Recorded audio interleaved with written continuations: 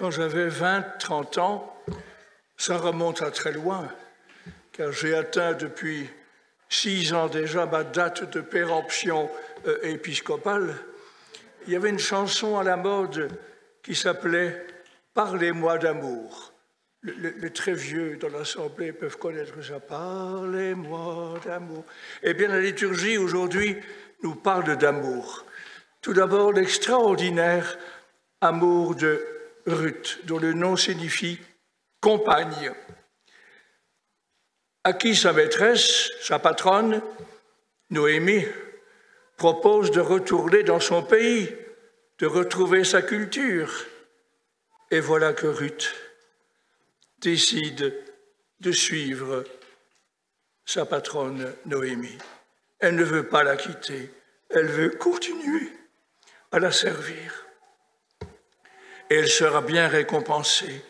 Elle l'avait déjà été parce que Bose, le propriétaire de ce grand terrain à Bethléem, avait donné ordre à ceux qui moissonnaient de laisser des épis pour que Ruth puisse les recueillir. Et non seulement cela, mais finalement, Bose va épouser Ruth. Ils auront un enfant qui s'appelle Obed, lequel sera le père de Jessé, et celui-ci le père du roi David. L'amour de cette femme, Ruth, a été récompensé à tel point que c'est d'elle que va sortir le roi David, duquel le Messie naîtra plus tard, comme nous le savons. Mais la liturgie de l'Évangile parle aussi d'amour, car on interroge Jésus pour le mettre dans l'embarras, pour le mettre à l'épreuve. On lui demande quel est le plus grand commandement au singulier.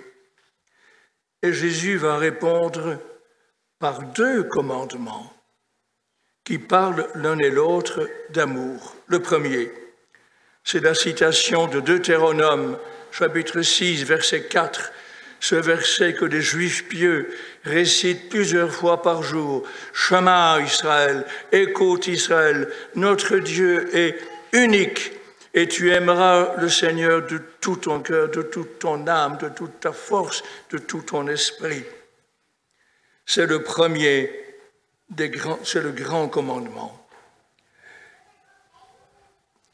Mais il y en a un autre qui est semblable. Et là, Jésus va au-delà de ce que demandait le pharisien. Il en ajoute un second qui est semblable, qui n'est pas identique. Et il cite le Lévitique au chapitre 19, le verset 18, où il est dit « Tu aimeras ton prochain comme toi-même ». C'est un petit verset très court et qui est entouré de considérations pas très édifiantes. Il ne faut pas accoupler des bêtes d'espèces différentes, des choses pareilles, des choses très pratiques. Et il y a « Tu aimeras ton prochain comme toi-même ». Mais à l'époque, le prochain, ce n'était pas n'importe qui, c'était les gens de sa famille, de son clan, de sa tribu, à la limite du peuple d'Israël. Mais ce n'était pas tout le monde. C'est Jésus qui va, à travers la parabole du bon samaritain, va dire qu'il ne faut pas se demander qui est mon prochain et qui ne l'est pas. Nous devons nous faire proches de quiconque a besoin de nous si nous le rencontrons au cours de notre vie. Le deuxième commandement n'est pas identique, il est semblable. Tu aimeras ton prochain comme toi-même. En effet, il ne suffit pas d'aimer Dieu comme il faut l'aimer par-dessus tout. Il ne suffit pas d'aimer Dieu pour avoir par là déjà aimé son prochain. Et il ne suffit pas d'aimer son prochain pour dire qu'on aime Dieu. C'est une tentation très fréquente aujourd'hui de dire « je suis chrétien, pas pratiquant, mais je crois que je suis quand même dans le bon chemin parce que j'aime mon prochain. Dieu, c'est autre chose. » On n'a pas rempli son devoir envers Dieu quand on a rempli l'amour à l'égard du prochain. Les deux commandements sont apparentés, sont liés entre eux, mais ils ne sont pas identiques. Tu aimeras ton prochain comme toi-même. De ces deux commandements dépend toute la loi ainsi que les prophètes. Eh bien, à travers cette parole de Dieu qui nous parle d'amour, en parlant de Ruth et en parlant de Bose et en parlant de la réponse de Jésus à ceux qui l'interrogent sur le grand commandement, nous sommes invités au début de ce festival marial à aimer, à placer notre festival sous le signe de l'amour. L'amour pour le Seigneur, l'amour pour Dieu, Père, Fils, Esprit, l'amour pour Jésus, le Fils fait homme, l'amour pour Marie, puisque nous célébrons un festival marial, mais aussi l'amour entre nous. Que d'occasions au cours d'un festival de témoigner de l'amour, de l'amitié, de la sympathie, de la gratitude à l'égard des personnes que nous rencontrons.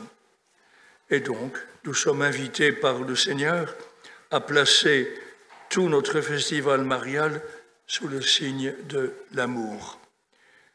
Et Saint Bernard, que nous fêtons aujourd'hui, a merveilleusement parlé de l'amour dans son commentaire du Cantique des Cantiques, quand il dit que l'amour a sa raison en lui-même.